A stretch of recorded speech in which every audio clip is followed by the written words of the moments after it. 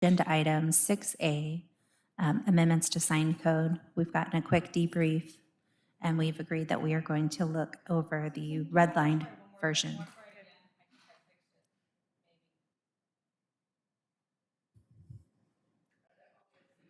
Sorry to interrupt again, but I think.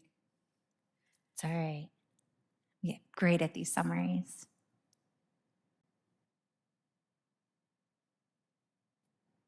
All right, testing, 1, 2, 3. I don't know if she's. And a check 1, 2, a check 1, 2. So I now have a green line where before I just had a gray line and that didn't, it was green when the guy was here, so. Check, We're still Check. testing. check. Is that better? We're Okay. good. All right, my sister's the one I asked her to, she said she's got it. So whatever I did fixed it. So thank you, Okay. everybody. Perfect. All right, so real quick, there are 2 Supreme Court cases that we have to deal with when and maybe 3, when we're dealing with signs. So the US Supreme Court, I don't know how many years ago now, probably 10, basically came down and said that you cannot regulate signs by its content. It was specifically dealing with if you allow, because most cities have like your real estate signs follow these rules, your commercial signs, which they've now come out and said you can do commercial a little differently than non-commercial, but it was sort of like if you're allowing real estate signs in the right of way for a week, then you have to allow a nonprofit sign in along the street for a week, that you can't dictate by what's on the sign, you have to dictate in other ways. And so that was kind of what Milton did, I don't know, 4 or 5 years ago, was kind of go through and try to strip it of what they called content-based. And so you do things, it does sound like we're allowed to say, like our temporary signs talk about that it's advertising an event or a happening. So there's a date tied to that. My understanding is that we're allowed to do that as long as everybody gets that same rule, whether you're a church or real estate or the local garage sale, they can all, as long as you're doing them all the same, you can do that. And so we've looked at size, what it's made out of, and for temporary, that it's temporary in the right of way, that it has to be tied to some sort of event. So that's the content neutral issue. There is something though in the Washington State Supreme Court made a ruling long before that, specifically dealing with political signs. So even though the Supreme Court says you have to be content neutral, the Washington Supreme Court once upon a time had rules specifically dealing with political signs. So we sort of try to make sure that both are happy as best we can. And that just says that you can't, theoretically, you can't have a starting date for a political sign, because who are we to decide when somebody may want to start running for office? But you can require them to take it down 10 days after a election. So what we've done is, I think when we get to that section, the part that kind of covers the equivalent of it, political signs, which would be temporary signs in the right of way, the push in the ground kind, is we've put, I believe it's 180 days. Well, if you look at when you register to run for office, that kind of covers that. Most people are not going to put out signs prior to that. If they did, then we would have to say, well, the Supreme Court the local one overrides it and we're going to not touch it. But it sort of gives us that range. So that's sort of some of what played into that. Does that address what kind of got tossed out? And then you specifically were asking about Accessory signs. yeah, it says advertise. Is that what you're getting? Yeah, I just was making sure that you had noticed, and maybe I just circled some of the ones as we went. And you covered the event one. That was another one, as long as that's covered. And I kind of agree. The advertise makes me a little nervous, but I did take it from some other cities. So we may play with it, or I may find a better word. yeah, it was nothing that was gonna hold up anything. I just had a question about it, and I had circled some of them. My other question was regarding, one second. Yeah, I gotta get to that. On page 17 was freeway signs. But I think I answered my own question as I went through the packet regarding, the M1 district and their signage. So I was kind of seeing how it would compare with the I-5 signs versus the 99 signs type of area. So I think it's covered, so we can skip that. The other one I had was lumens, or nit, which is a measure of brightness on page 18. And it's measured in 1 candela per square meter. And I think nowadays they're using lumens. So I actually looked it up, and 1 lumen equals 1 candela. And it's almost the definition, it was over my pay grade, but it seemed that with the candela inside the cube, where you had described it in some photos, was the same as the lumens. So, And yeah, but I just think that candelas is like old school, and lumens is the new LED type thing, and I don't know. no, it is. And I was trying to do some research, and yeah, lumens is usually what they say now, what a light bulb is. And, but yet I think nit is more what they use with signs. So I'll double check to make sure that that is the current trend and they haven't switched it again. And it may be just that I haven't been in the lighting business and I've never heard the word nit before, besides nitwit, which I've been called a few times. And I found somewhat, I took it in a positive way. Means your light shines. Yeah. And the reason that NIT got defined is because it's a common use term in the lighting and signage industry for, you're going to ask how many nits something Okay. produces. Yeah, So- and then they gauged it in the definitions Yeah. as candelas, but that was the only thing I was looking at there. And then on page 21 of definitions, and we'll probably get into this more when we get into the packet, was the wall murals seemed like they were, could be construed as content based or content neutral by how they're perceived or, people's interpretation. So just something to think about. I know we've thrown that one, the wall mural, kind of back and forth at the last meeting, so. Yeah, we'll get to, I've got a specific section that will hit the wall mural a little harder. And that's all I had for definitions. Okay. Thanks. Any other comments about definitions? I did have like another thing about the accessory sign. The accessory would make me think that there's another sign that is a secondary sign, but it doesn't really say so in the definition. Is that the intent? Yeah, the intent is that they're not, they're not the primary signs. They're secondary, they're internal. It's sort of this catch-all for internal signs, signs on ATMs, signs, directional signs, your in-out signs that are sort of, yeah. Drive-through signs. I Would guess it it- doesn't some- have to be, But maybe point out that it's, maybe the name does so. I just Okay. want to, yeah. It is kind of broad. I think accessory sign is probably the broadest area that we're gonna get into, maybe besides Maybe the. we combine accessory and directional to wayfinding signs? Or, why don't we hold that thought to when we get to that section? okay. And then if we decide that a better name or a better definition would work, we can do that. I'll make a note. We'll come back to that. And Commissioner Johnson? What about, would the people that stand on the corner and flip the signs be classified as an accessory sign? And is that, I would say no, because the intent is not for it, it's for direction? but it's definitely an advertising kind of thing. This code does not address that. Some cities do. Okay. So if it's something we want to address, I can look at other cities' language. I don't know how much we have that in Milton or would have in that in Milton. We talked about it last time, but it was not one of the priorities, so. But, I don't know, maybe under banners, I don't know. Okay. All right, good with definitions? Yeah. Okay, moving on.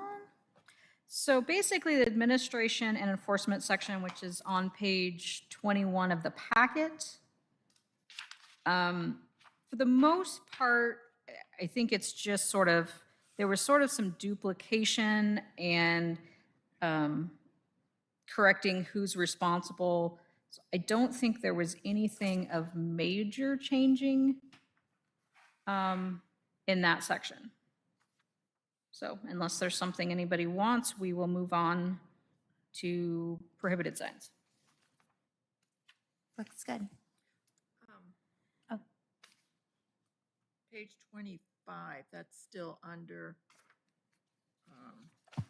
That is, different section. that's a different section. Okay, good, all right. So prohibited signs is on page 23 of the packet. Oh, okay. Mostly, let's see, anything, again, mainly just kind of cleaning it up a little bit. Changing portable to mobile, which is how I'm changing the definition. It says, currently says off-premise sign, so if we end up with the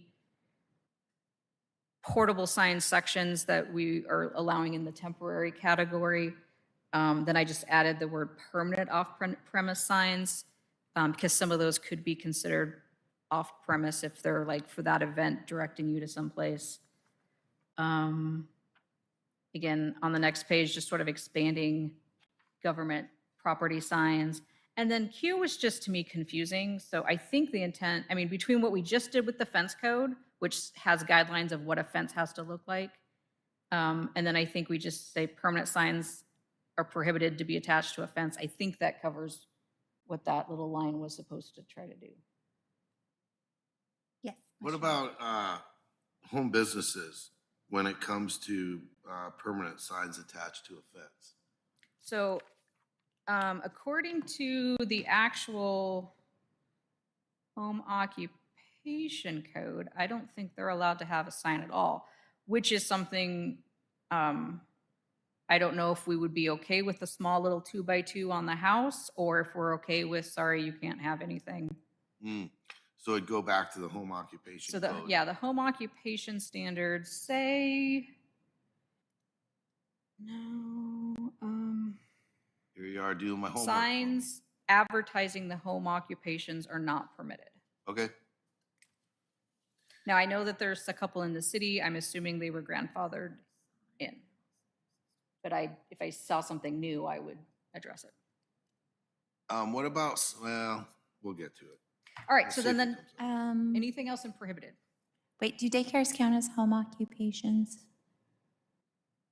Daycares are their own little animal. Okay. In-home daycares are regulated by the state, so they're not considered a home occupation. But they're not really, I mean, if they're in a home, they're not really non-residential either. They're kind of, Okay. not everything's clean. Okay, they're just, Yeah. sorry, So random. if people, just to make certain, the parents that'll put out the little, that they've bought, a little sign that looks like a person and it says slow children at play, and they put it out in their neighborhood, that would be prohibited. Is that right? Okay, just checking. Unless they had the person's approval of abutting their property, maybe. I can't imagine I'd ever enforce that. You know, there are people If that you put do it up look for at stuff. 180 days, Yep. and then your neighbor puts it up for That's right. 180 days. When we get to the temporary section, come back to that one too. Okay. Anything, so then that takes us to the, Exempt. where am I at? To the exempt? Exempt section. Okay. All right, so again, these are the signs that we're saying do not need a permit. Not that they don't have to follow, they may or may not still have to follow the code, but they're not required a permit. So if we consider it a temporary sign, temporary portable sign, internal signs, a maximum of 12 square feet. So if it's you're in the parking lot and they put up a 3x4 that says this store this way, that store that way, or employee parking here, customer parking here, we're not going to make them get a permit. But if it gets bigger than that, we are. Question. Yes, Commissioner On the Johnson. painted wall decorations or murals without business names or logos, my vision goes elsewhere. To graffiti? Huh? To graffiti? Yeah. Or- Well, the only time I think someone would do a wall I mean, nobody's going to tell I mean, graffiti is usually somebody painting on somebody else's property. I guess the only thinking of that is, do we have it in place? Like I know Tacoma, if your property's graffitied, it's on you to clean it up. And then if you end up turning around and saying, well, no, that's a mural, now it's allowed. The city of Vancouver, Washington has a mural program, and I think the Arts Commission would be involved where someone Yeah. goes, well, I want to put a mural on a building and here's what it's going to look like. And Yeah, is we this don't okay have with a, you? yeah, we don't have an arts commission. That's something that I think would be a great addition to the city, but we don't have that yet. And it was talked about at the last, I believe you guys at the last planning commission meeting did say, would we want even a mural to come through some sort of permitting process? So that Mhm. if you are worried about that, that could be, I mean, we could put it in as either way you have to, it's not a sign, so it's not limited by this, it's not a wall sign, a commercial wall sign, so you're not regulated by those limits, but you still have to come in and get whatever mural you want approved if you're worried that what would be done. I mean, the design should be approved. Yeah, I think it should Mhm. be approved. Yeah. Okay. Geez, I wouldn't want that job. And it's a fine line. We'd have to maybe put some basic guidelines. Because yes, you can't, again, you would get in trouble if you're like, well, I just don't like, if I can't be in a position of I don't like that. But it would, even just forcing people, it's kind of like some landscaping, even just forcing them to come in and give you a design. So They're not normally gonna- moving this over to permits? Adding a section that maybe just deals with, like, yeah, or maybe it's, yeah, we'll have to add something somewhere that says you have to get approval.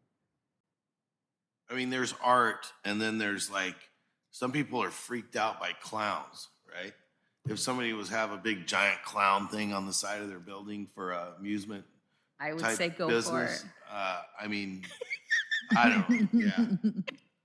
Yeah, I mean, we could, again, it would have to be, you would have to somehow come up with some somewhat objective standards. Like it has to be professionally done, permanent paint. There's not- Keep in Five mind bullet that we're points here on mute on Vancouver. it It's- right now.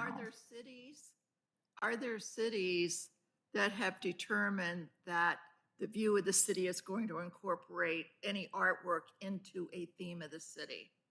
There are, but I think I would assume if you're in Leavenworth, they have, Yeah. but I'm not sure that. I'll We- send everybody the link that I'm looking Yeah, at to if you- City of Vancouver. Yeah. It's got some very basic guidelines. It's a good Yeah. place to start.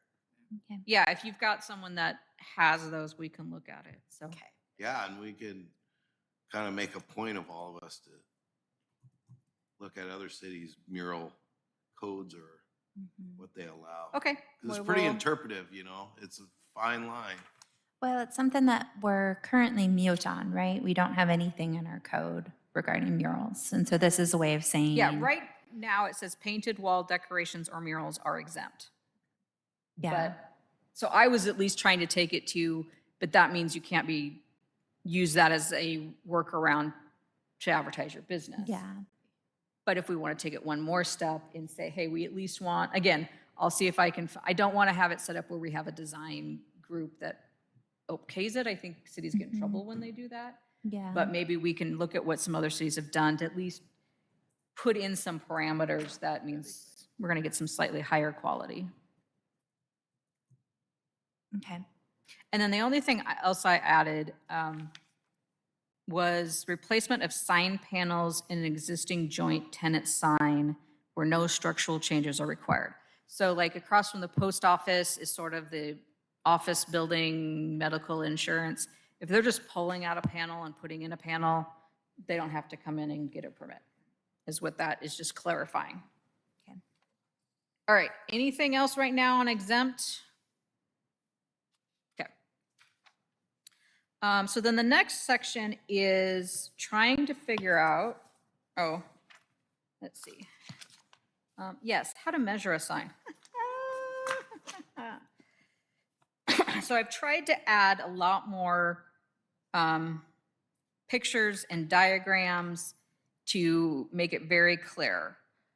The only thing that I find a little bit challenging, but when I look at other cities' signs, when they say sign area, they're really only calculating what's called the face of the sign. So if you're looking at page 13, in the figure 3, when we talk about sign area, it's the box, triangle, circle that you make around the face of the sign, the stuff that actually has like the wording, the logos that lights up kind of thing. It doesn't include the structure. Or the cap. Or the cap. Or the what? The cap, sign cap. But the height does include whatever's the highest point from the ground up. So. I had a question about that as far as the sign height, maybe jumping the gun on a page. But since we're talking about it, we're looking at specifically monument signs is really the one. So you've got, it says in there about the grade of the sign, so where the sign starts. You know, you've got your road grade, and then you've got a 6-inch curb, and then you've got a landscape area. If the landscape area is mound, is that included into the deal? Because then you start getting into, you're getting over height from what we're looking at. I That's think like it's a fencing. 12 foot on some of these signs and 8 foot on some, 12 foot on others. And if you're raising the bed up 2 feet or putting a wall around and then mounting your sign up, where is your base? Is it the road grade? Is it the curb grade? The way this one is currently written, it's just the base of the sign. So yes, it would allow someone to do that. You could do something where, I think there's language where you could do heights from the average 2 feet out. You know, there's ways to address that if you think people would actually, I would suspect more people are likely just to build a base up, but yes, it But does. then you get the same, it's the same thing with a fence code too, is, you know, people will build a wall and then put a fence on top of it. Now you're up, instead of, you know, an 8-foot wall, you've got a 10-foot wall. I mean, theoretically. So it's the same kind of deal. If your intent is to keep the sign from restricting view from motorists trying to pull out of a parking lot or. Well, so any sign, any permanent monument sign, one has to be on private property, can't be in the planter strip, right-of-way, sidewalk area. It also can't be, it also is subject to the clear vision triangle at all intersections, and that includes driveways. So the idea is that it would be pushed back. Okay. And it From says those. signs must not obscure the view. Right. No worries. I just was bringing it up.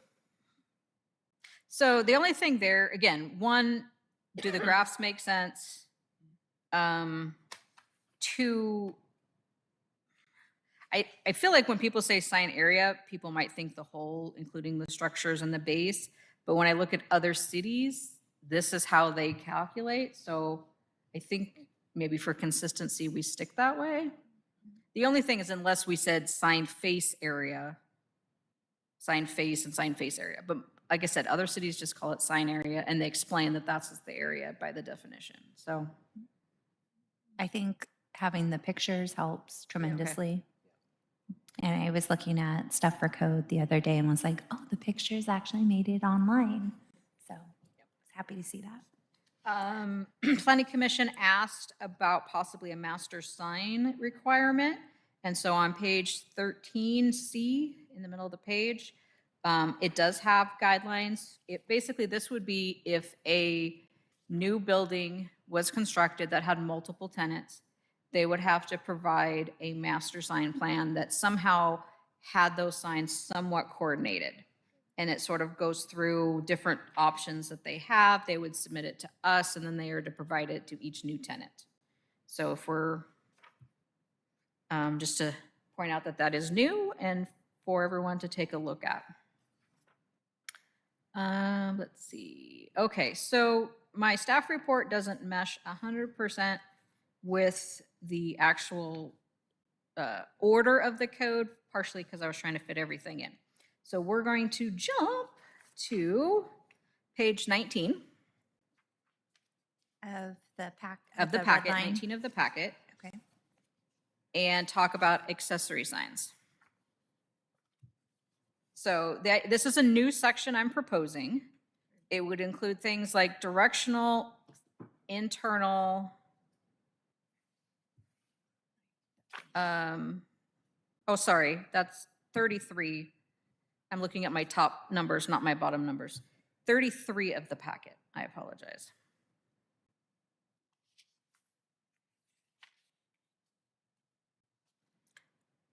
So that, again, these are signs that weren't addressed that are not addressed in the current code, trying to think of how do we sort of regulate them without maybe having to go too carried away. I mean, I don't want to regulate someone who puts up a little sign that says you're going to get towed, or a little sign that says, a little directional, like around the corners of the door. At the same time, if they're putting in big stuff, we probably want them to permit them. So one, accessory signs is a common term, but we can use something else if we want, or we can expand that definition better if that would be helpful. And I am okay with, as people who are not in the sign business, saying, hey, this didn't make complete sense to me when I read it. That's good for me to know, because we can add a word or two to make sure. As long as it's clear and enforceable, the intent. Okay. So any thoughts, concerns with that section right now? Let's see, item, it'd be under 1, 2, 3, under B, or, it's under section 3, item B. Maximum height in the MX business and community facilities. Maximum height is 3 square feet. Is it supposed to be 3 feet high? Is it supposed to be, Yep. it's Thank 3, you. 3 feet high? Yes. I think it's probably supposed to be, let's see. Or is that Directional carried over from signs. 3 square feet from the maximum sign area?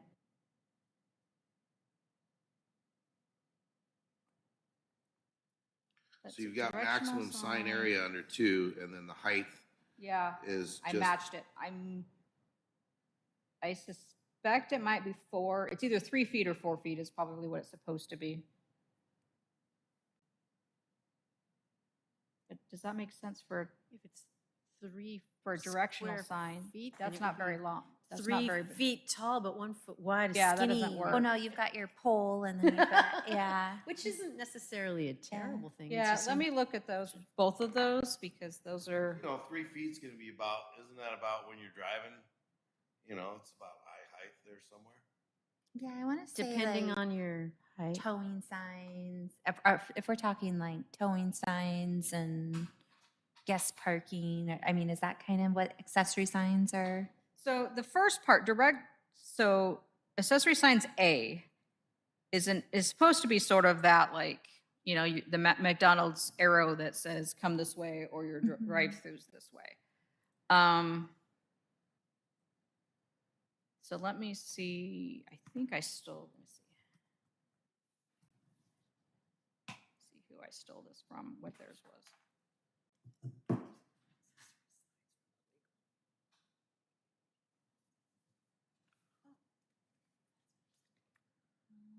Let's see, accessory signs.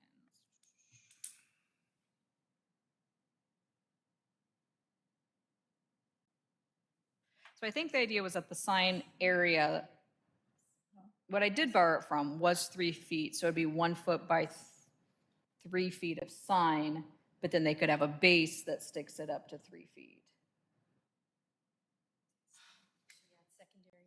So I think what I was thinking was the sign could be 1 by 3. And then it could be 3 feet off the ground. So you'd have like a 2-foot base. So that would put it at 5 feet. So that put it at Top. 3 feet. So you could have a 2-foot base. If you did 1 by 3, Oh, you're saying one tall, three. So Yeah. you're saying landscape versus, so yeah, 3 feet Portrait. high, not 3 square feet high. That sounds fine. Does with that me. sound about right? For those kind of signs? I'll go out and look and measure next week. Oh, I was out measuring signs. That's some of these were like, Then I Could got we go another back for a sec- Yeah. item B, same page, be under 3B2. Permit required for signs over 12 square feet. Okay, so there's where you have triggers the permit. Then you've got a maximum sign area of 3 feet up above in 2B. okay, so If it's, I'm not losing myself here. you're losing a little bit. So it's 1750-105. A is directional signs, and then B is other accessory signs. So there's no. Okay. The other accessory signs would be inside. Okay, It's not on the street. okay. yeah, so the lowercase be above as part of capital case A. Yeah. Okay. Anyway, And Yeah, the then, lack of indentation's thrown you off. I yeah. know. I could do and that. Commissioner Johnson. We'd like to go back to page 16. I Yeah. found something on a legalized thing, law insider. And it states an accessory sign means a sign that is secondary in purpose and that provides specific information concerning the business, which is not indicated on a primary identification sign. So you like that definition? Accessory Yeah. signs indicate such services, store hours, acceptable credit, et cetera, vacancies. Okay, you want I'll to, copy. yeah, send that to me. We can use that. That sounds like a Okay. great definition. Yeah. Love it. So yeah, the idea being that you're allowed like one at your entrance for either enter or drive through, and that's limited to like 3 feet high, like a 1 by 3 in sign area. But then internally, there's not really a limit as long as it's under 12 square feet. Yeah, I got lost in the ABCs. Yeah, and I agree. It might be, No, it's the how you code read code code. doesn't It's do how you this, read but- code, and I just got lost in it. Okay, anything else for accessory signs while we're in here? Once, twice? Okay, moving into wall signs, Wall signs. and that is page 33 of 67 in our packets.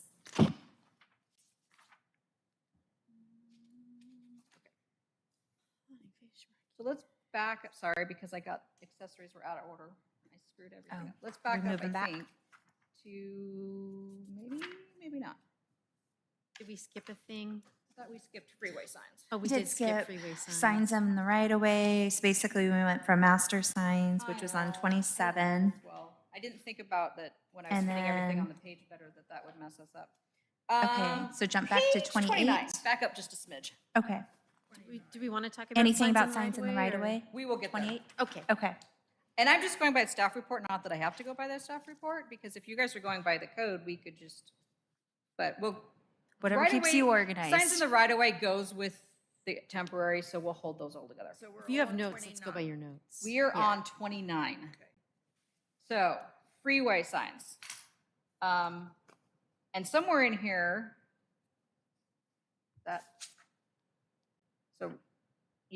so freeway signs are just basically signs specifically oriented toward traffic on I-5. So it would only be those properties that face I-5. They could have basically a bigger sign that shows there. And I am recommending just below that 175009 pole signs, elimination of pole signs. Or I guess this says freestanding signs. So I guess but it kind of goes both. So so freestanding, the freeway signs, there's not a lot there. But I am recommending eliminating the pole signs and making them do a substantial base. Are we okay with that? It's just a visual thing, Yeah, but they just look better. agree. Question on that. Yes. What about the, well, the maximum height is 40 feet. Is everybody cool with 40 feet? Or does it need to be more? For Or does it freeway need to be signs? less? So this is for the freeway signs? Yeah, Yeah. This is what it's been. okay. So I did not recommend any changes. And then on top of that, you've got these, Basis. yeah, you've got like these, reader board signs here on the freeway that the tribes put in. I have no control over, No, but they are one pole. So if somebody was considering putting one of those signs on private property along the freeway, they would not be allowed. Well, they'd have to have two posts. they would have to have, yes. What we're proposing is at least 40%. So you could have two big poles. Yeah. Or one big middle pole. Cool with it? I'm cool with it. Yeah. Commissioner Johnson? Since we have 35 feet on everything else, why are we allowing signs to be higher than our 35 feet on homes and structures and buildings? Just gotta see them. I think homes are 30 feet.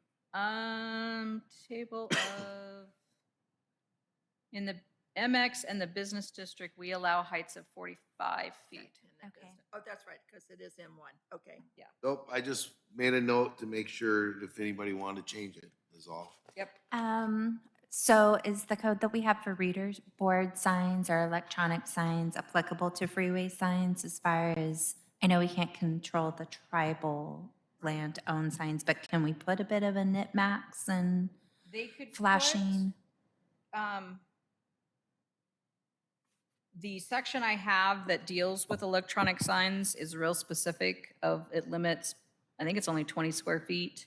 Okay, And I believe it says you, each picture has to stay, I think it's like 8 seconds or something. So it can't do the whole let's play a movie that the tribal ones do. And it would Yeah. have to be a lot smaller. So it couldn't just be a giant reader board like theirs. Okay. Yeah, Commissioner Johnson? I don't think we need to, but I'm just asking the question. Would there be any need to indicate this is for non-tribal property? Like if somebody I mean, we understand it, but I don't, I feel like everybody knows that, yeah.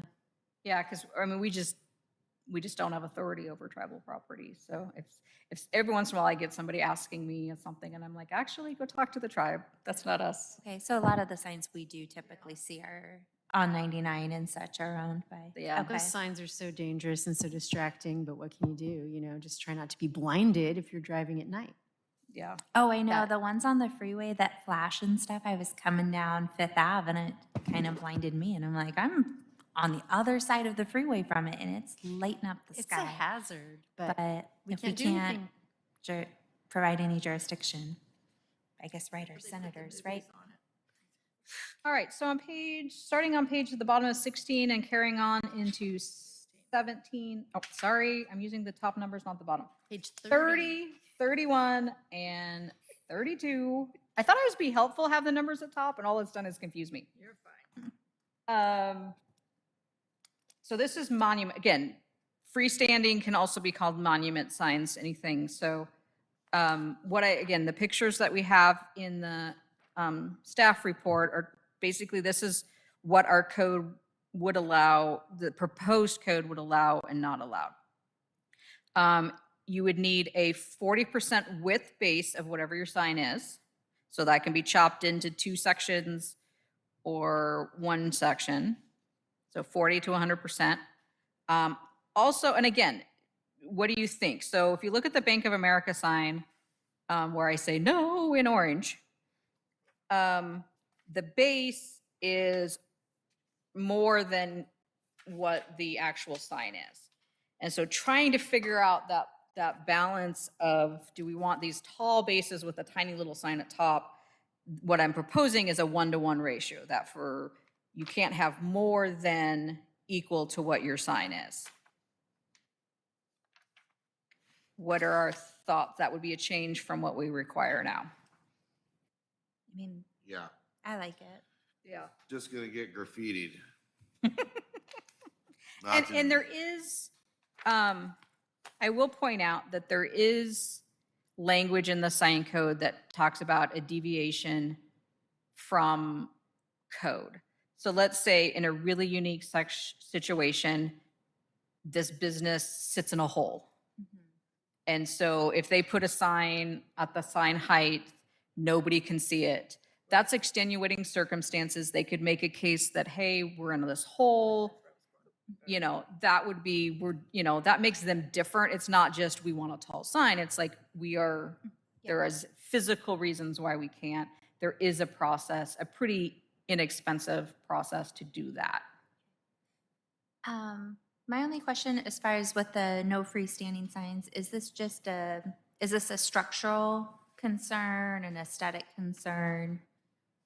As far as not allowing like that first windy sign or the one that says own center on page 9? Yeah, it's just an aesthetic kind of idea that a pole isn't as nice looking as an actual structure. It gives it more depth and width. Okay. So yeah. Yeah, we're classy around here. I think it has more to do with trends and, It's that too. aesthetics, newer aesthetics and things like that. And Mm-hmm. updating, not only are we updating the code, like we'll get into LED lighting and things like that, all change over time. You hear that, Susan? I think that's what I meant earlier, is that we're looking for consistency through the city, an image. So if everything is sort of, everybody has their own logo, but if the structure types, this is like when people have main streets, this is what you do on a main street. And we're a small town, so we should be able with this to have consistency in the approach of advertising of businesses in our city to make it as attractive as possible. Yes. The code, I did add to the actual code language that there needs to be at least 1 foot base to allow room for the required landscaping, so it does push the sign up a little bit. And I did add in some specific illumination standards, which is where we got into the whole knit thing, because there really wasn't any. The only other thing, talking about aesthetics, to think about is, so I did add even more robust design criteria under the Uptown District.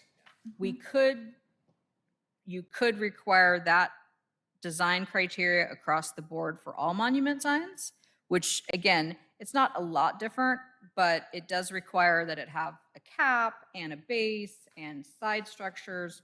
So that's something to think about or we require that for all, right now it's just for Uptown, which makes sense. We're trying to make Uptown has a design requirement for the buildings too. But if we're looking at framework and doing any zoning changes, wouldn't we want to start like at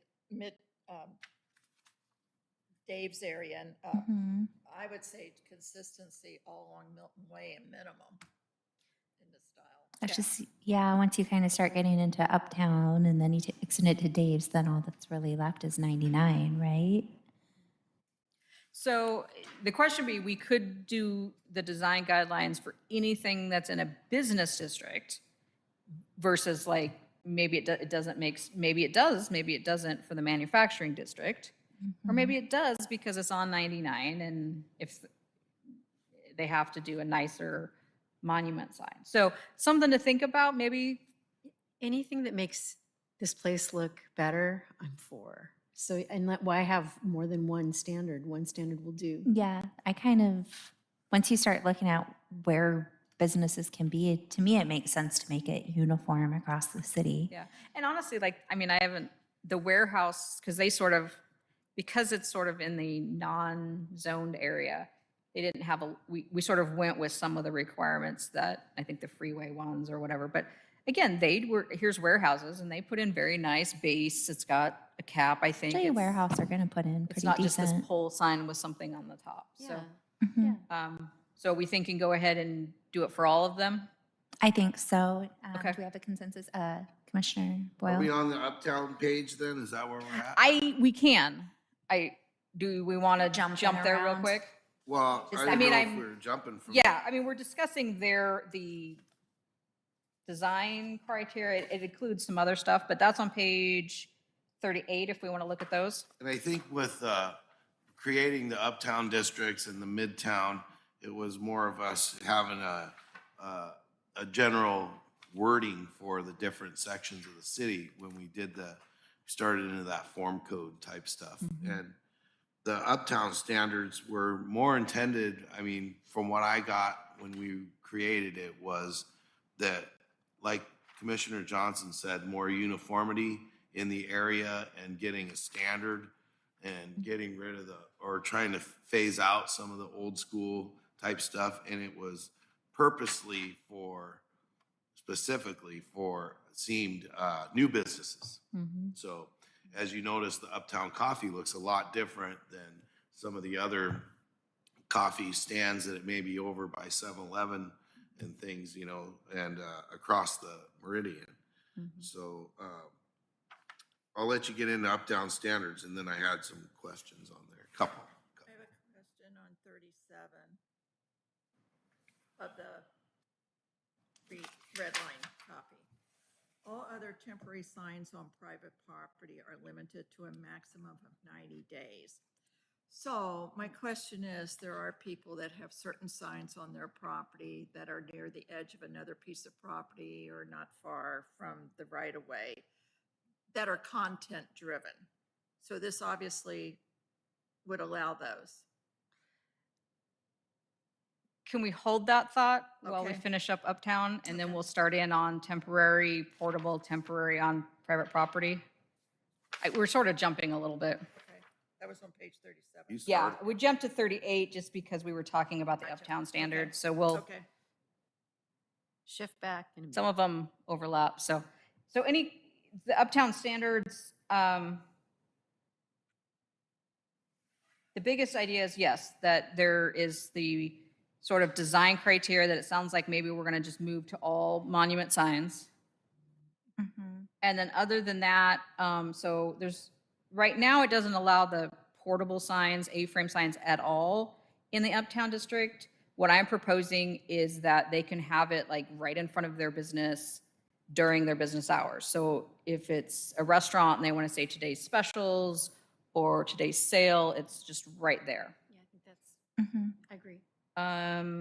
Then there's some stuff dealing with window, oh, that should be red, sorry. the deviation. Yeah, so B, so on page 38, B, 1, 2, and 3 should all be red. Those are all new. I apologize for that. So the idea being that it's our Uptown District kind of says you shouldn't be covering windows, but I wanted to bring it into the sign code as well. So the idea is that window signs, you want to see into a business. People are more likely to go into a business if they can at least see in, if it's a restaurant or a lobby or something. So we were trying to address balancing that with some of our larger businesses there, the vet, the exercise place, Safeway. They have sections that have windows, but maybe what's on the other side is a client room, and you don't necessarily want to force them to have that open.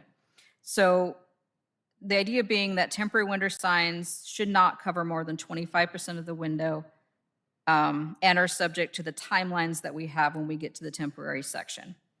Anything permanent can be like the vinyl cutout that says this is our business name and hours, or a neon sign because you can see through it. And then a deviation for standards can be granted for those areas, but it can't be for the lobby, for the door, for the part that customers are in.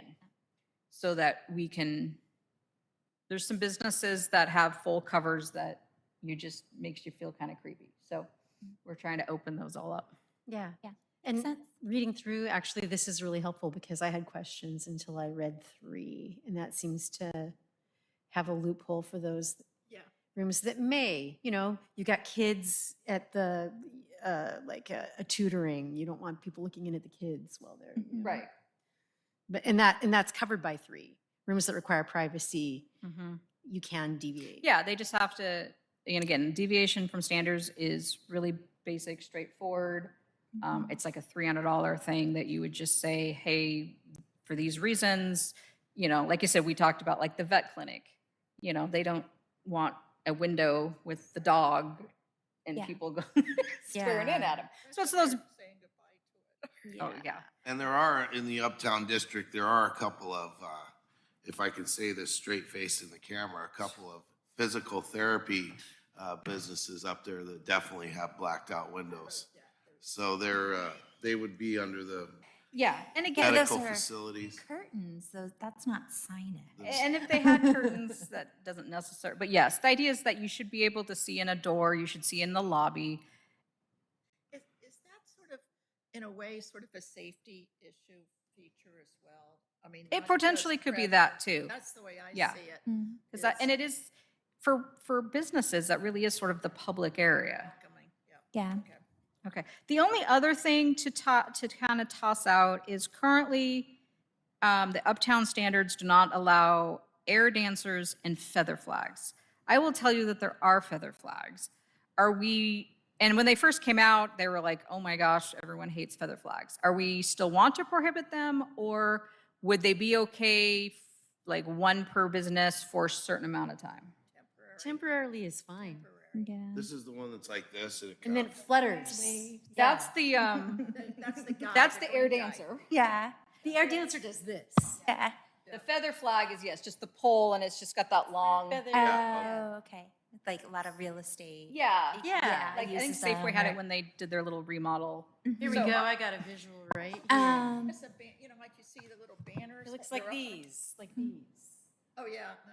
You mean the guys that move around? I don't like them. The air dancers are the guys that move around. The feather flags are The feather just- flags is just, it sticks in the ground, and it's just got this long little thing, and it'll say sale or Opening opening or, Yeah, like, Come to our there's your homes. idea. Yeah. yeah. So are we thinking one? I'm okay with temporary feather flags. I don't like the air we- dancers. And as soon as it all looks worn, Out. Yeah. Yeah. Yeah. And I feel like somehow we can fit them into the temporary signage. yeah, we can put it rules in and the just temporary. yeah. roll them Feather into that. flags. Feather Yeah. flags are allowed as So we'll temporary. remove it from this section, and we'll make sure we address it in the temporary. Okay. All right, because I think temporary and portable is going to be the most. We'll back up to wall signs, and then we will get to all the fun stuff. So wall signs are, let's back up a smidge to, wall signs on 33. Starts on 33. Okay. So we'll do wall signs and electronic message signs, which is a new section. So again, for the most part, not drastic changes with wall signs. Again, wall signs include anything attached to the wall, so it could be a sign on an awning. We still allow roof signs in a little bit, What type? roof, where it actually sticks above the roof. Added illumination. So for the most part, not recommending a ton of changes to that section. Just more cleaning up, so it's, I think, understandable. The only thing I think might be different is allowing for a so let's see, in the residential area, adding that wording for non-residential uses and multifamily uses. So again, that's going to be schools and churches and a daycare maybe. And then as you're calculating for anything like commercial, it would be calculated by the storefront, the tenant space or building. So if you have, like, if you're looking at the bottom picture of my attachment one of the staff report, or sorry, attachment one is the whole thing, Page 10. page 10, the idea that Subway, we would just measure what its front is, and that they get the 48 square feet or 15%, whichever is bigger, of their space. Hair Masters gets theirs, Petco gets theirs. So we're not dealing with the whole building and then trying to say, I'm sorry, they already took your sign. Just dealing with each one. So then, and then on the next, on page 35, I've added language for electronic message signs. So the idea is that these are not intended to be separate, like a separate sign. They're either tied to a wall sign and have to follow the wall sign restrictions, or they're tied to a monument sign and have to be a part of that. You're allowed one per monument sign or one wall sign. So if it's a giant complex and there's 2 monument signs because there's 2 entrances, theoretically each one could have an electronic sign. But if they do that, they cannot have one on the wall. And should we clarify that a dual-sided sign is okay, or they're technically 2 monitors Gotcha. Yeah. back to back? Yeah. Both faces, both sides. Okay. Maximum sign area being proposed is 16 square feet. So that would be at the most, they could do a 4x4 or a 2x8. Yes. Um, Commissioner Boyle. So would the digital part of the sign or the electronic message sign be the part of, it would have to be part of the sign area, the face, and it could not be like added on top? Correct. Right, It'd be yeah. calculated in whatever's their maximums. Yeah. Yeah, this section is not intended to allow more signs or larger signs than otherwise permitted. Oh, okay, cool. And define an example of an electronic sign in our city. I'm thinking of that one at the base of Fife. When you get into Fife at Milton Way in Yuma, there is a, that's probably Uptown a Fife. Coffee is an electronic sign. Yeah. Uptown Coffee has one, the embroidery Northwest shop has Embroidery. one, Northwestern up the here, down ballparks there. and the Okay, and the those city has are- those. Are they, They're currently allowed without very many restrictions right now. right, so they'd be grandfathered in on this? Yeah, those would be, because they were permitted, so they're legally non-conforming. Okay, But they- And again, 16 feet was something I'm sure I grabbed from another city. So again, does that sound about right? And then you would also, again, it does count towards whatever your maximum, either your maximum monument sign total or your maximum wall. And you have to hold the message for 8 seconds. So the idea being it can't be just moving and distracting, it has to be message. so our city signs are in compliance at this time, Mhm. our electronic ones? Yeah. And the minimum's 8 seconds, so like when they flash, it has to stay there for 8 seconds minimum Mm-hmm. before it can change to the next one. Mm-hmm. Yeah. And the idea is that's That way less, you're not getting blurred. it's less of a distraction. Okay, Are the city signs on 1 pole or 2? They're on 2 small poles. So if they ever fell down, they'd have to build them a little more substantial, but it's not. But it was legal at the time they were built. And then it just says that they have to be locally programmable, meaning, because some are like, they're controlled by a third party. Well, what happens if the third party goes under? So you have to be able to control it. Sorry. So, all right, so does that sound like it's hitting what we're wanting there? Yeah. All right, now to the thing that I think annoys the most of us. Okay, so we have portable signs, which we're gonna go through first. Page 35. that's what I thought.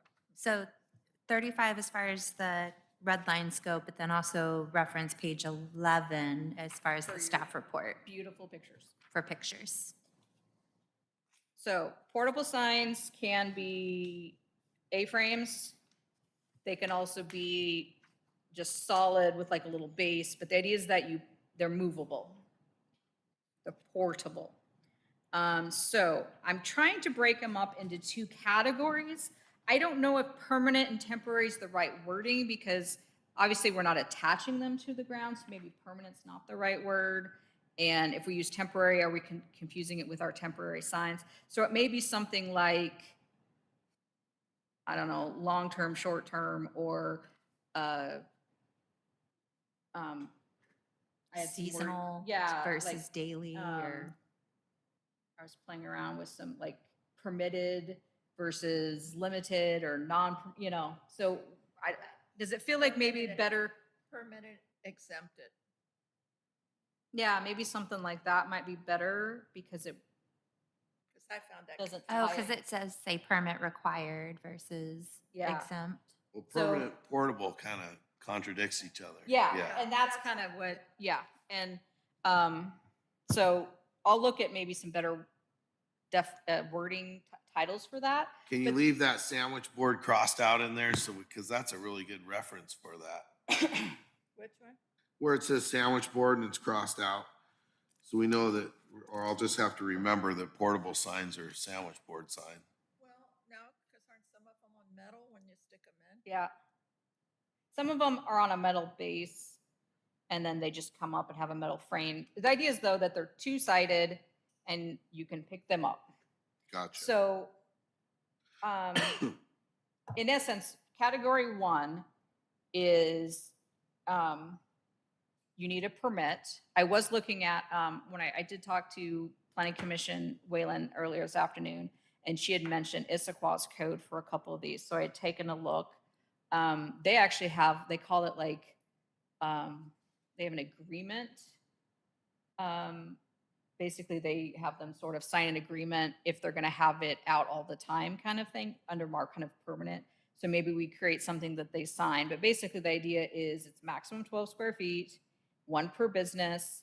You put it out while you're open. You pull it inside when you're closed. It needs, we could do, some cities have like a distance, like it has to be within 10 feet or it has to be within 5 feet of the primary door so that it doesn't go far away. That might be a real, again, a very concrete way to address that.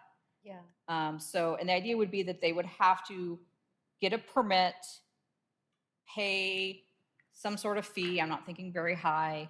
And like I said, maybe there's an agreement that they're signing that says they agree to do all of these things.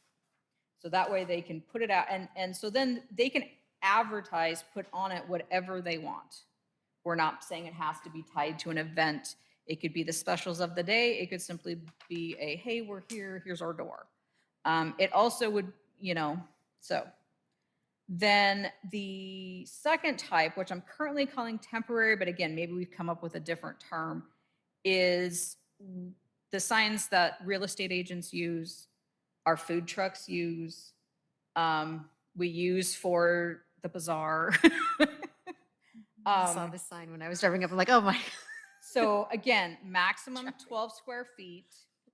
I kind of put in there the idea that there's no limit, but they have to be 500 feet apart. So I was trying to get away from like, we have 5 signs right in a row, but maybe there's one intersection here. You have a house for sale. You want open house, one on this intersection, one on that intersection. That they can only be displayed the day of the event. They can be put out 2 hours before the event, and they have to be taken down 2 hours after the event, no more than 5 days in a 30-day period. Do we mean to say 2 hours or 2 days before the event? The idea is that the sign would go out 2 hours before the event starts, Okay. and you would pick it up within 2 hours after you're done. So if you're the food truck, you can put it out 2 hours before you are there, and then you have to pick it up when you leave. If Okay. you're an open house, 2 hours before the open house, 2 hours after the open house. Gotcha. So again, trying to find that balance of not having them up all the time, but I think people may find value in them. So they would be allowed in the right of way. Yeah, The only Commissioner thing that Dotson? confuses me is that, again, I'm glad we're going to change it because we have temporary portable signs. Then we go down below and it's temporary signs.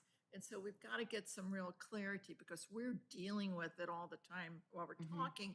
But Joe Public coming in and just looking at it, it's like, well, temporary's everywhere. So I don't know how we can make each one absolutely specific to that type. And I will, like, yeah, that's a great thing that came out of my conversation today is I will see we can, I'm sure, find terms that apply to what we're trying to do. And I think you're right. By using permanent and temporary, it references other things, and I think that might confuse all of us. So assuming that we can get better names, are we liking the difference? And are we liking the regulations around the difference? Wondering. Well, I guess when I look at temporaries, so on the, all of them, like, we're talking about the 3 different sections, right? So right now, we're just talking for portable signs, ones that a business could have right in front of them that they would be permitted and licensed, Okay. or portable signs that they could only do like 5 times a month for a special event. Okay, so we're talking. We're just doing portable signs, and then we'll get to the next one. Okay, Okay. 120. All right. So I'm thinking fine. maybe it could be on-site portable signs and right-of-way portable signs. Currently, I'm saying the on-site, they could do Or, in the yeah, right of way if on-site it was or off-site. adjacent. Yeah, Because sometimes some of them don't have a lot of room to do it otherwise. But Yeah. yeah, so we'll play with that. okay. But is the Short-term, criteria, long-term. it could be short-term, long-term. Yeah. Does the criteria The feel criteria okay? feels good overall. Okay. Or like long-term portable signs instead of permanent portable signs, and then you've got long-term Yeah. and temporary. Yeah. Yeah. Thank you. Wait, Um, how can it be confirmed long-term Did and you already temporary? say that? Yeah. Long-term Sorry. temporary? High five. My head's exploding. No, I'm just, You guys agreed. You just at separate times.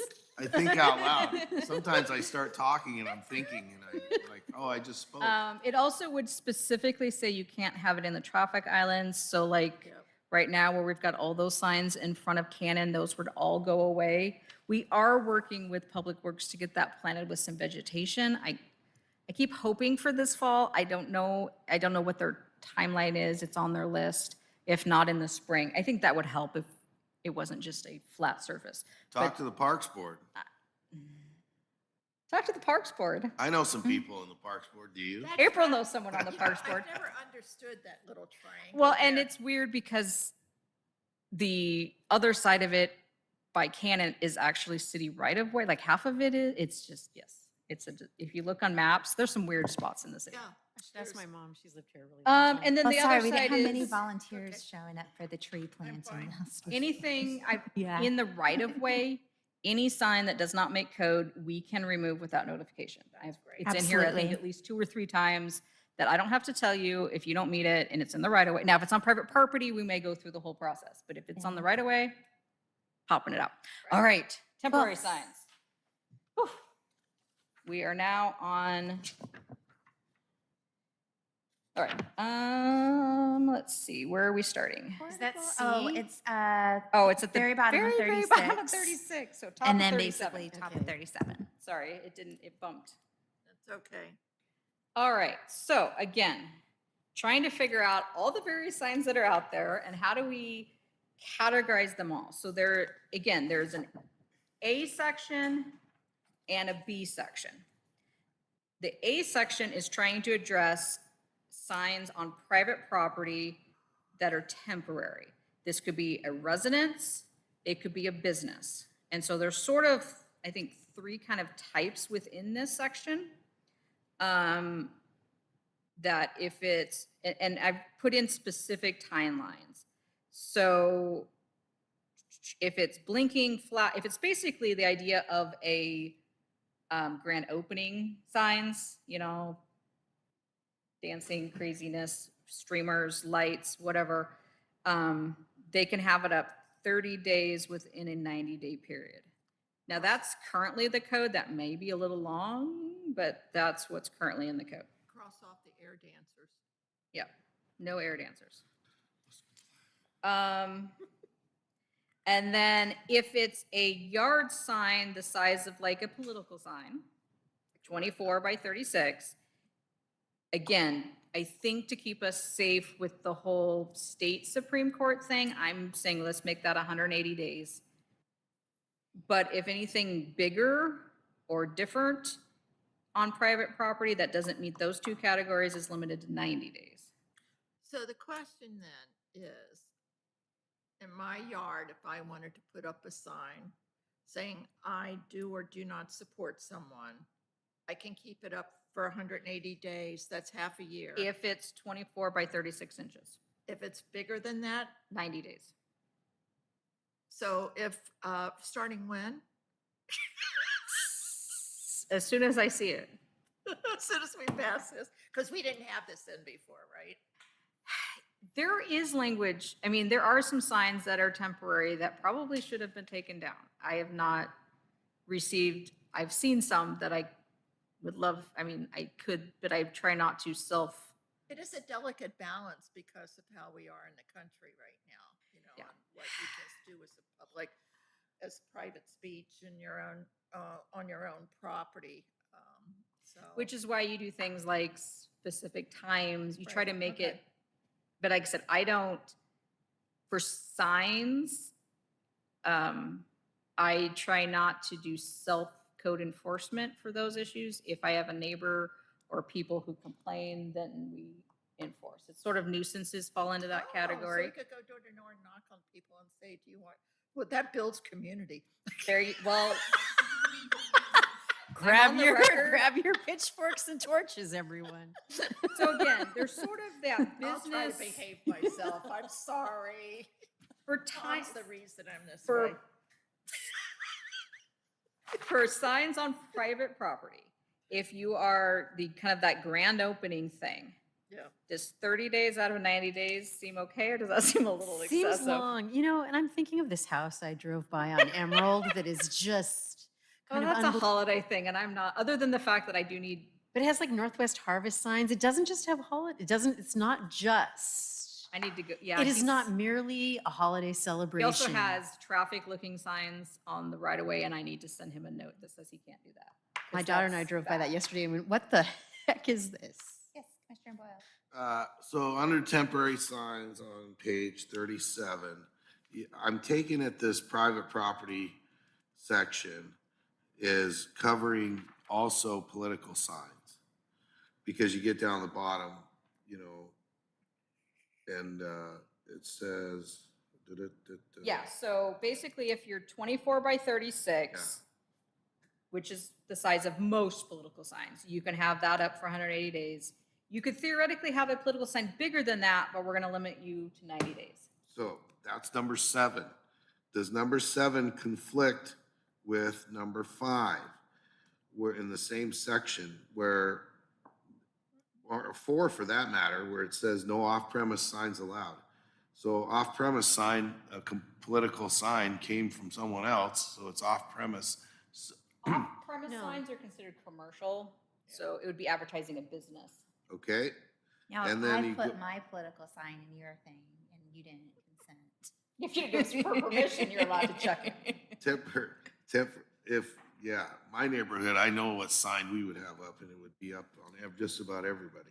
Okay, temporary signs may not be within 300 feet along the same street frontage of any other temporary sign providing the same information or having the same owner.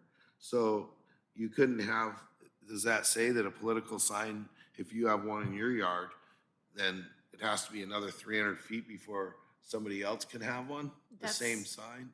Not what I take away from that because of the same owner verbiage.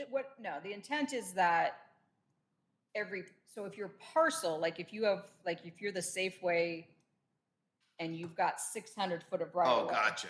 Okay, You can't, all if right. it's the same message, they need to be 300 feet apart. Right, there's a property on Milton Way that's that way, that had boom, boom, boom. Yeah. But 15 if of the same on your sign. property, you could have one sign per whatever you're So shouldn't it say, passionate about. so on number 5, shouldn't it say temporary sign providing the same information and having the same owner?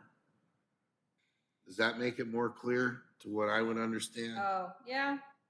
Because you're right, it does say or having the same owner if you're a private. Because if it's the same property, it's gotta Along be the the same owner. And if Yeah. it's longer than 300 feet, I just thought it might help Nope. because That's a like good I catch. said, if I can't figure it out, you know, there's something. Yeah, I was thinking of it from a commercial standpoint, not as I'm a private citizen with my private property. So I'll look at that one and see if there's a better way to write that. Because the idea being that if you're on the Safeway complex, not that we allow, well, certain places we might, and you're the tea place or the coffee place, you can't just simply change your message slightly and put them all in a row. that you get one per 300 feet. Oh, you can't say hot, steamy. Yes. Yeah, okay.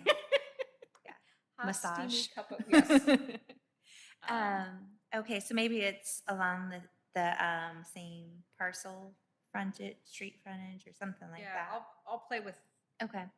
What about the Burma shave style signs where there's a long message, use the throttle to let another, let's see. yeah, that's Yeah. got brought up. The what? What you Burma were just shave? talking about, yeah, Yeah, so I think I have a picture like, where they put like multiple messages. yeah, it's like you're reading a poem as you go, right? There's a little word on each sign, you keep Oh. driving and you see more, you know. Yeah. And it's after Burma Shave because that was the company that did it a million years ago. Use Burma Shave would be the Oh, last yeah, sign. yeah. Yeah. And that might be where that same owner comes in to try to address that. So maybe we tie it into say that it's commercial signs or something. Yeah, like this one says, big mistake many make, rely on horn instead of brake. And all those words are on different signs. The Burma Mhm. Shave sign type thing. I don't know. It's cute, but Not here, Not in our town. not in our town. NIMBY. So one last time for number 6. Are we okay with the 30 days out of 90 for the grand opening, or does a grand opening need, I mean, did Grocery, if Grocery Outlet does their fine. grand Is that opening? 6? Number 6? Yeah, are we Yeah. okay with that? Yeah, I'm I cool. think You're gonna that's take out air fine. dancers. Without the air dancers? Without the no air dancers. Oh, what do we know about carnival-like displays? I get, you know, Well, like for Yeah, Halloween. I or guess something. I'd also say how And flares if it's summer and we're in a fire season. how often have we actually had anything that was too carried away? There's always a first. Yeah, let's not have anything that's fiery. Let's not have flares. Would Um, the twirler people be considered carnival-like? I think they're air displays? dancers. Well, they're people. We need to find it. I'll find something for that. To clarify, is 6 supposed to be all red or was that existing before? No, it was there before. Okay, so anything that we're talking about would be a modification to existing code. Yep. Right now, it's already now there it as is. 30 out of 90 days as The red is written. just because it got bumped down because I added. Okay. I say that we take everything after twirlers or propellers out, flares, air dancers, and other carnival-like displays, just It to, really does say flares. Oh my gosh. yeah. We should take that out. Yeah, let's take that. So are we strings of twirlers or propellers? Twirlers Strings and of propellers, I twirlers or think are propellers, okay, I'm right? okay with. We're gonna take Yeah. that out, right? Strings of twirlers or propellers are okay. They're little propellers, like on a, you know. Yeah, what are you Oh, going to do to oh, that okay, house they're on the okay. But corner it's the that does every flares. 4th? The Yeah. flares have got to go. The air then dancers and just- carnival-like And displays. we'll not give anybody any I think ideas. those should go too, don't And you? carnival displays? Because carnival-like displays is so open to Yes. interpretation. Oh, yeah. And I just don't even know what it is. Are we having like You're not old trapeze enough. The dancers? guy on the stilts. Yeah. has a big clown to scare Tom. Yeah. I say take it out. All Unless- right. Unless it's the Grinch or unless it's some of them. That's a decoration. Okay. Yeah. So then are we ready for B, right-of-way temporary signs? Where we at, B? Yeah. The bottom. So again, this is in essence, these are the small signs, political signs, open house or real estate signs. Maximum, it has to advertise an event or happening, and I have checked with the attorneys that an election is considered an event. So even though it doesn't specifically say the election date, we can count it as such. Maximum of 4 square feet in area, 3 square feet in height. I did go out and measure, and that covers what's currently out there. They must be firmly anchored to the ground by a stake or wire support. I know we talked about, do we want to just restrict it to stake? It didn't sound like that was the choice last month, so I just sort of said it has to be firmly anchored. So if it's falling over, then again, we can remove it if it's not stable. And you have to have the approval of the abutting property owner. That is, I think, I don't think anyone would disagree with that. And then I gave it specific timelines, that it has to be removed within 10 days after the event and cannot be up for over 180 days total. Looks good. Any questions, comments? I'm just looking for 83. Where's 83? I'm just looking for, Page 12? no, it's where it says it's, the 1750-083, and I'm just trying to find, I saw 70 and 80, and I don't, It's probably the right-of-way section. okay, let's see. 5. See, It's on page 28. okay, thank you. Question. Commissioner Boyle. Right-of-way temporary signs, that's B that we're on 37 and 38. Is that for any zone and all zones? Yep. Okay.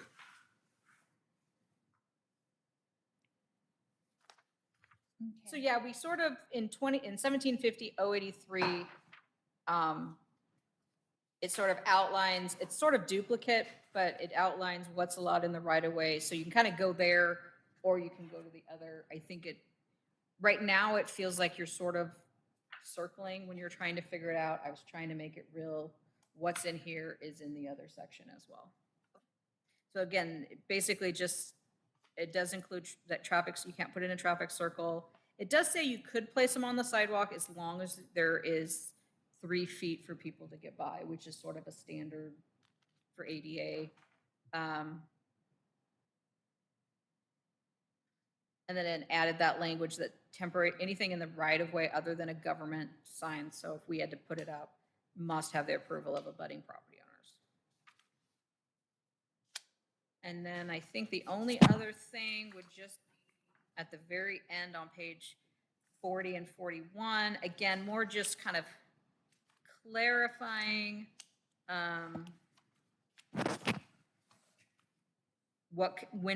when signs have to be removed.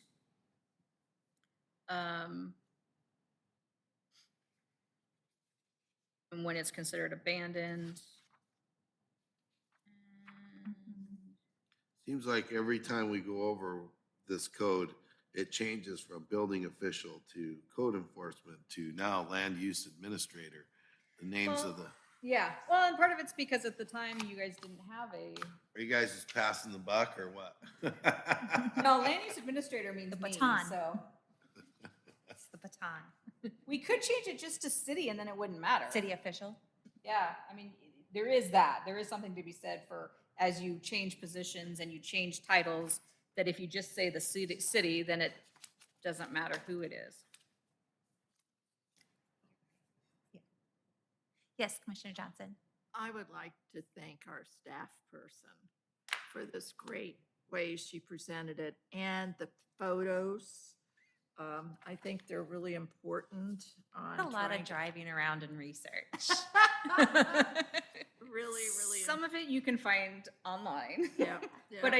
I did go out and actually like measure size. But I and- think this is a very good packet, so. I wanna Did you say get any thank get you. off my lawns or why are you taking pictures of my house? I did though. I was stopped and I was measuring one of the political signs, and I feel this car slowing up behind me, and I'm like, oh, am I gonna get yelled at?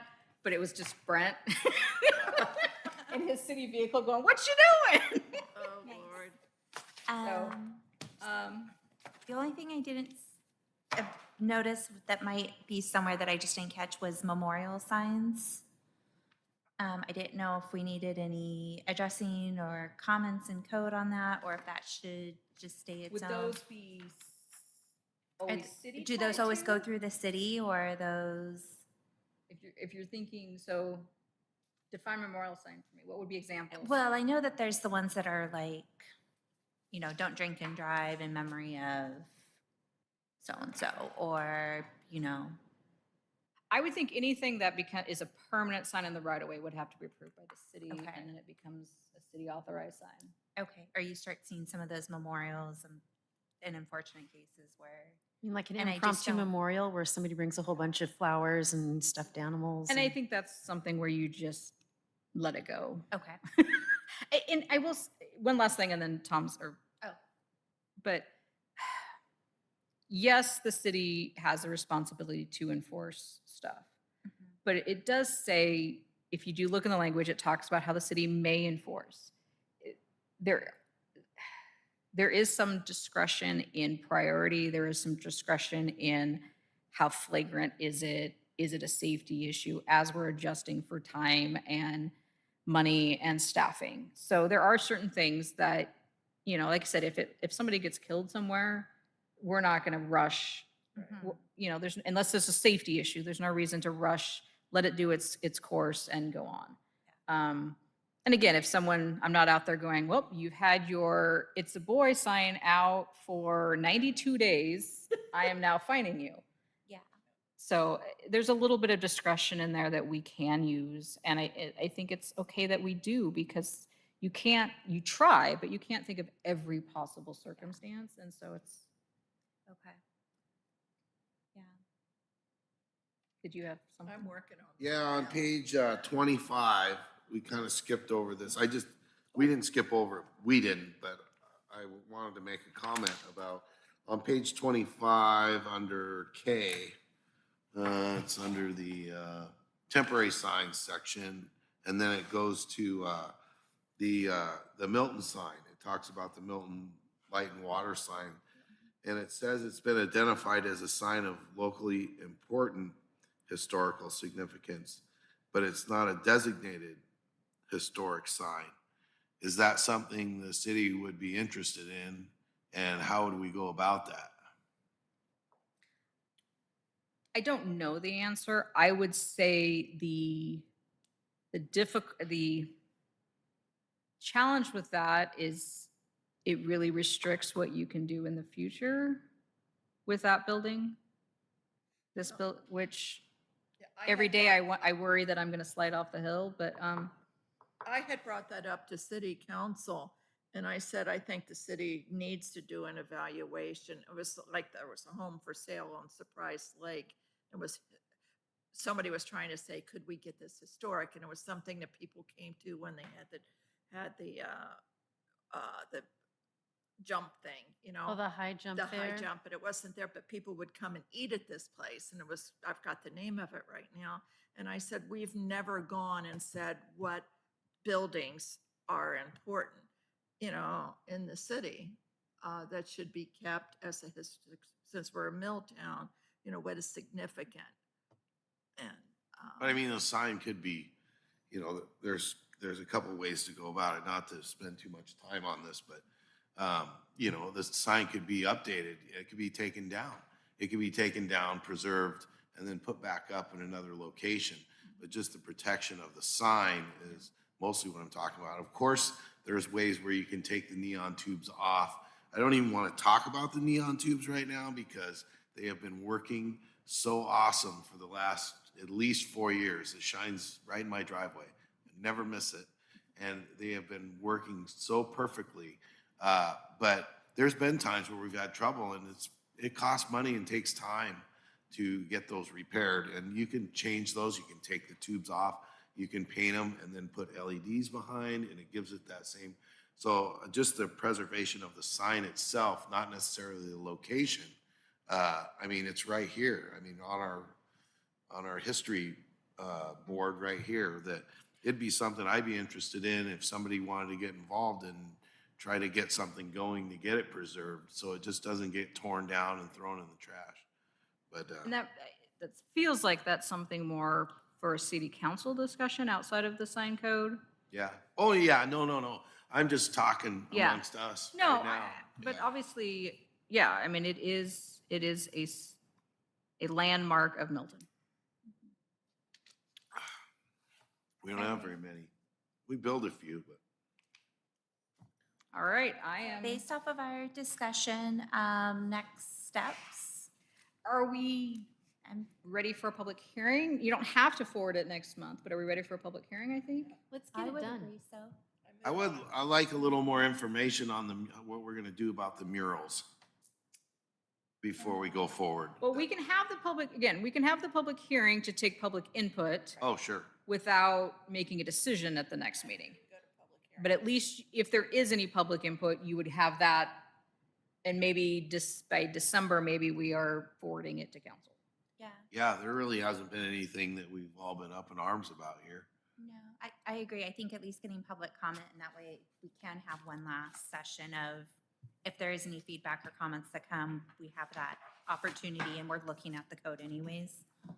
So I heard there's a motion. Motion to move to public, have a public hearing as soon as possible. Okay, our next meeting is November 8th, 2023. So from what I understand, we have a motion to have a public hearing regarding amendments to MMC 1750 sign code discussion on our next public meeting, which is November 8th, 2023. Do I have that second? So seconded. All right, we'll go ahead and put that to a vote. All those in favor, say aye. Aye. All those opposed? Perfect, motion passes unanimous. And with that, I started reading that, was about to hit adjourn, but no, we're gonna hit staff reports, commissioner reports, and then. Nothing too much, other than, as we mentioned earlier, we are live streaming now. And if anybody wants to see what it looks like, you can kind of come up here. It does get saved to the city has a YouTube channel, so it does get saved to that. And I don't know if there'll be a limit on how long, or if we'll just leave it there as archives. So somebody could watch it at a later date, which I think is a great asset. Because we did talk, I don't know that the planning commission legally has to record our meeting or, visually record them and live stream them. But I feel like we do such important work that does drastically affect the city that I think it's a great service to the residents that we can do this. And they can, so if somebody hears about it later, they can go watch it and see what we're discussing. So anyway, so yes, it gets saved. People can watch. It does not allow, we're not doing comments. It does not allow interaction. It's a lot simpler to use, so I love that. Other than I didn't know how to get the sound, but I do now. So that is, I think, all I have for now. Yeah, and I appreciate it because I know listening to the audio, people start all sounding the same. So it's kind of nice to visually see it and kind of track who's saying what and just to follow the conversations. I also want to say thank you. You posted some stuff from Shape Advisory Council as far as some recommendations for our city on how we can amend code next year as far as our comprehensive update. A lot of good information in there to share. And then we just had a parks cleanup day. I apologize that I didn't know about it before our last meeting, but since I'm kind of married to parks as well, I'll try to get that out next time ahead of time. But they were very excited that Colin was there. They were like, teens. So that was fun. Any other commissioner reports? Mr. Boyle? Thank you. First of all, I wanted to say hello to all my fans out there that are watching, streaming. There's one. No, One. there's got to be at least 40 or 50. They'll watch it later. They'll catch me once wind of this gets out. So that answers my first question, was how many streamers did we have? No, this is a great tool for the city. I remember 10 years ago, we didn't even have a website. And so now we've got a website going. We had cried about getting the city meetings on a cable channel, and that was impossible. And so now, here we are about 15 years after the game started, getting a live stream. I think it's wonderful. And thank you to the council and the mayor and the people in charge of their IT and whatnot. And of course, our hard-earned tax dollars getting the information out to citizens. Very important. And I wanted to publicly apologize to the park board because I usually am involved with the park cleanup thing. They do it sometimes twice a year. They at least do it once a year. And I missed the reader board and I didn't get the information. I must not have been paying attention, missed it. And I apologize because you can usually get 2 or 3 hours of work out of me. So anyways, next time. All right, moving on. Commissioner Johnson? Ditto with the commissioner over there. For how many years did we work on trying to we did all the research on the web pages.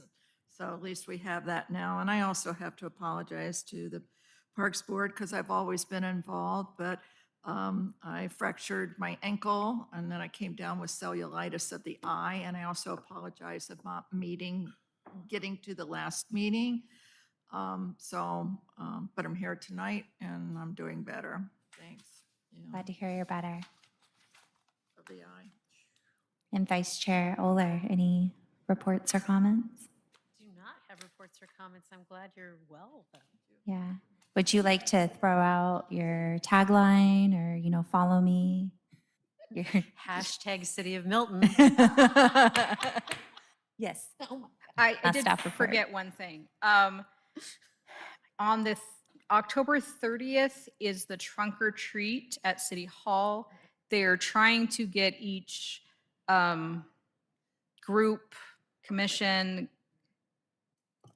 committee, department to have one. So if we are interested in, if there's a few people available, I think it's 4 to 6. So you'd set up at 3-ish on that Monday. Let me know and we will get you a spot. And if not, they're asking to donations for candy. Yeah, Yeah, that too. I think But we may be able to donate, but I've got a house full of teens to So we just entertain. bring a box of candy and that's fine, or do we need to drop it off early at City Hall, or? Yeah, Martin's taking them in Okay. the Mac Center and collecting the candy. Okay. And then, E-bike if you don't have a car. Oh, wait, I don't have clearance yet. They're doing a parade? no, Or- it's No, a trunk you or treat. Station. Santa Parade is in December usually, and Yes. if we want to do that, we should start collaborating because, Yeah. man, we got our butts kicked last year. yeah, that would be good to start thinking of those who could do the Santa parade. No, we just, basically you pull your cars in, you open your trunk or your hatch, and then you sort of decorate. We had some fun stuff last year. So if anyone is available and wants to help, let me know. We're definitely gonna have one for the planning department, but if we wanted to plan, I know part of it is trying to get enough vehicles, but if people can't, I know it's early in the day, so if you can't take that off, that's fine. That's it. I'm done for Well, week. I know the planning department isn't gonna have any cocktails, so I don't wanna be involved with that group, but if we can You're get gonna in. set up a little beer garden for the parents. Our little hot cocoa deck. Sorry, we're on camera. We should not be saying that. All right, with that, I think we've done everything. Next meeting is November 8th. It is